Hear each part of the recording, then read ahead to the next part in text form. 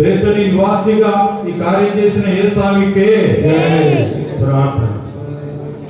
ప్రియ తండ్రి, మనుష్య మాతృలమైన మమ్మలను జ్ఞాపకం చేసుకొని ఈ గొప్ప పని చేయుటకై అపాత్రులైన నన్ను కూడా వాడుకున్నందుకు స్తోత్రములు.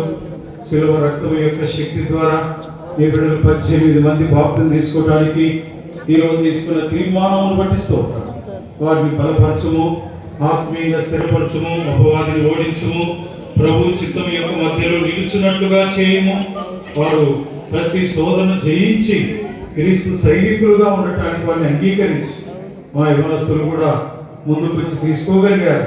ప్రభా, ఈ చెడు కాలంలో వారిని బలమైన పాత్రలుగా ఆశీర్వదించి వాడుకోనమని ప్రార్థిస్తున్నాం. ఈ కృపాక్షేమములతో నింపాడు.